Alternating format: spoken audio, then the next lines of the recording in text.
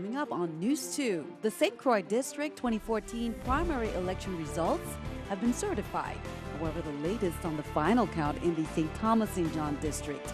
We will have an update. A territory-wide compliance check of all sex offenders residing in the territory has been completed. Also, police on St. Thomas are investigating 3 separate non-fatal shootings.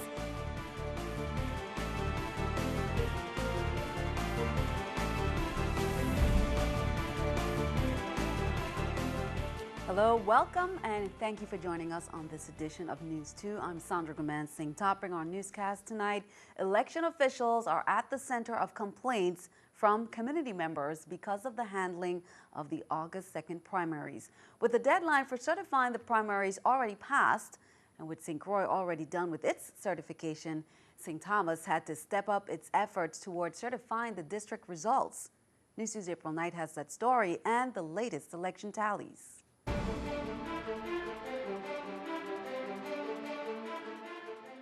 The election board and the election system of the Virgin Islands are taking hits, and not just for failing to certify the primaries on time. Some residents are still upset over having primaries in spite of Tropical Storm Bertha, and one resident took the matter to court. Alan Haynes slammed the joint board, both district boards, the election supervisor, and the government of the Virgin Islands for allowing a primary election that disenfranchised voters who could not go to the polls because of the weather. Then there's the fact that the overall primary election cannot be certified until St. Thomas St. John certifies its results. Prompted by a letter from the Attorney General, the St. Thomas St. John Board did certify the primaries on Tuesday afternoon, solving the problem of a lack of quorum by allowing board member Alicia Wells to sign electronically and vote over the phone. So based on results, certified results from both districts, here are your latest election tallies. For delegate to Congress, Stacey Plaskett is still ahead at 4,866 votes, with a slightly larger lead of 732 over Sean Michael Malone. Gubernatorial ticket Donna Christensen and Basil Otley are also way ahead, with a 1,300 vote lead ahead of closest contender Fonzie Donistorg and Angel Torres. The order of St. Croix senators have not changed. Kurt Vialet and Novelle Francis are still at the top. Diane Capehart is still at number 7. On St. Thomas, Clifford Graham, followed by Myron Jackson at the top. Janet Millen Young moved up to 3rd place, overtaking Jean Ford. Marvin Blyden is still in the race at number 7. Casting of lots will be held for St. Thomas St. John later this week. Reporting for News 2, I'm April Knight. In other news, local law enforcement and a federal partner working with the Department of Justice successfully carried out the 3rd Operation Island Sweep. That's where Justice, with the help of officers, conducts a territory-wide compliance check for all registered sex offenders. News 2's Erica Parsons has that story. Local police and federal law enforcement have been going door to door for the last several weeks to make sure registered sex offenders stay in check. We just did site checks of all the addresses that we have on file for the sex offenders that are registered to verify that the information is accurate. Between July 28th and August 11th, the Department of Justice completed their 3rd annual Operation Island Sweep. VIPD and U.S. Marshals made the checks. They do have an initiative to assist the jurisdictions and territories and specifically with regards to sex offenders who cross jurisdictions in monitoring and apprehending sex offenders who've absconded. There are 36 sex offenders registered right here in St. Croix and 59 in the St. Thomas, St. John, and Water Island district. Officials didn't give an accounting of just how many they found, but if there are any in violation, justice isn't far behind. If we're unable to verify the information, we are following up with regards to the information provided with regards to those sex offenders. DOJ conducts regular compliance checks themselves as part of their commitment to protect local families. All sex offenders are required by law to register in any district they move to.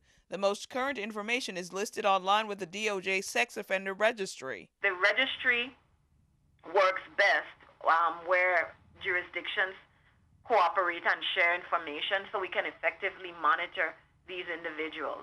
And officials say that helps, especially when other jurisdictions tell them about offenders who are moving to or just visiting the VI.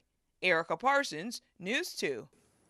Now, the public can get access to the sex offender registry through the Department of Justice's website. That's www.doj.vi.gov. Anyone who knows of a sex offender who failed to register locally is urged to contact the department. Police on St. Thomas are investigating 3 separate non-fatal shootings that occurred recently. One of them occurred on August 16th, about 8:30 a.m., Sugar State. 2 victims, aged 26 and 37 years old, told police a male wearing dark clothing with a bandana over his face began firing shots at them. One victim was shot in his left foot, and the other victim was shot in his right leg. Now, on the same day, about 3:30 p.m., another gunshot victim was driving on Bavoni Road when someone in another vehicle began firing at him. The victim drove to the Bavoni housing community, and the vehicle did not pursue him into that community. Meanwhile, on August 15th, police made contact with another shooting victim who said he was shot near the Anna's Retreat basketball court. All cases are under investigation. Police are also investigating after a 19-year-old male victim was shot in his arm in the Paradise Mills housing community on St. Croix. The incident occurred just before 8:30 p.m. on August 16th in front of Building 2. Police said the victim may have been involved in an altercation with other persons prior to the shooting. The victim was shot in his arm and taken to the Juan Louis Hospital and Medical Center by ambulance. Officers said the investigation into this matter is ongoing. Call police or Crime Stoppers if you have any information on any one of the shootings. Half a dozen doctors spoke about the benefits of medicinal marijuana before a packed house Monday night at UVI. It's the second forum hosted by Senator Terrence Nelson to educate the public about the many positive uses of the cannabis plant. We came to the University of the Virgin Islands as an institution of higher learning because the idea is to pass on information to the public about why it is we're pushing this issue, why it is where it's Act 7644 is now on the ballot, which is a referendum for the people to decide whether or not we want to allow for this industry to exist in the territory. And I do believe that this is the second forum, and the interest is stronger now. A lot of people have become more educated on the topic. I'm grateful that all of the doctors have stepped out, and we're hopeful that the people of the Virgin Islands support the referendum, Act 7644. Meanwhile, turning our attention overseas, the Department of Justice is making arrangements for Attorney General Eric Holder's visit to Ferguson, Missouri tomorrow. The Attorney General will be there to get the latest on the federal investigation into the fatal shooting of an unarmed black teenager by a white police officer. He will also meet with community leaders to discuss the violence that has gripped the St. Louis suburb since the shooting. Molly Hall reports from Ferguson.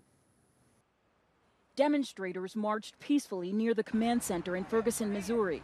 Longtime resident Walter Rice says he can't believe the violence that has come to this St. Louis suburb. I've never experienced nothing like this.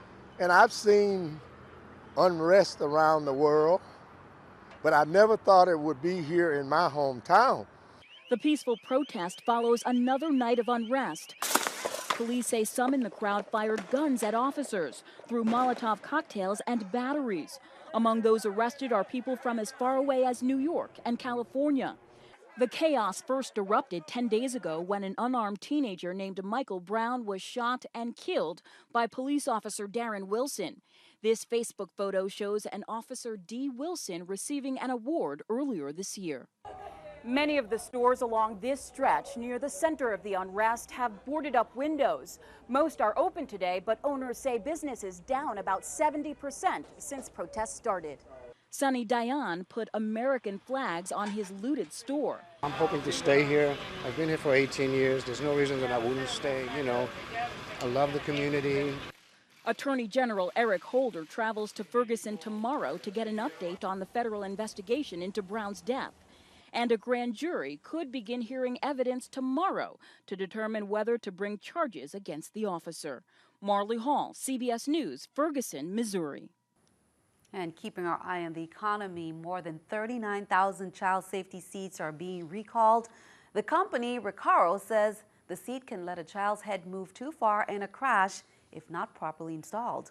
The recall covers Pro Sport Model 385, made from June of 2010 to January of 2013.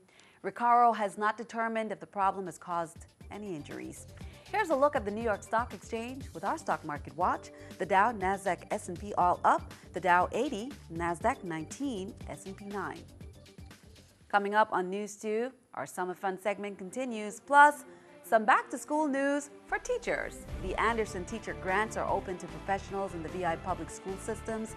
Two $5,000 grants are now available for teachers and/or administrators who submit a collaborative school-based proposal. Details coming up.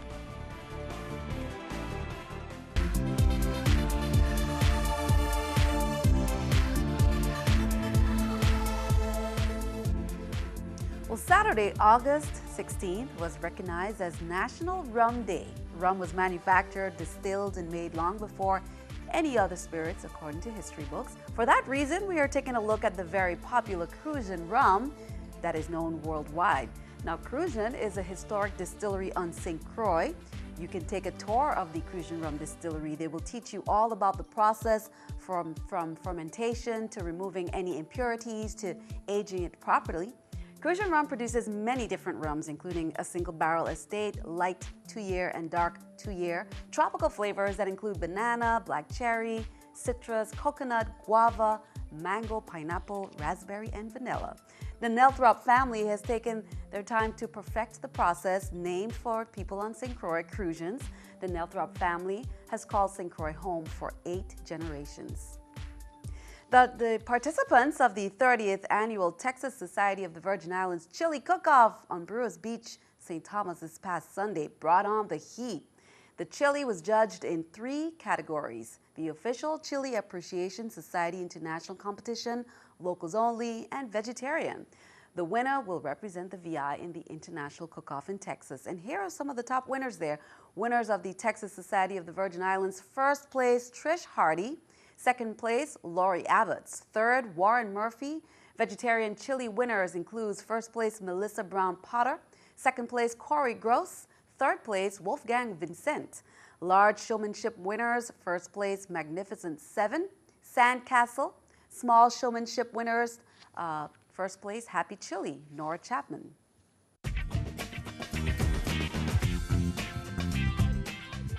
And here is the back-to-school checklist for students who will be attending the Adelita Cancra Junior High School on September 2nd at 11 a.m. 7th grade students with last names beginning with A through K and their parents, along with administrative leadership teams, must attend the auditorium for orientation.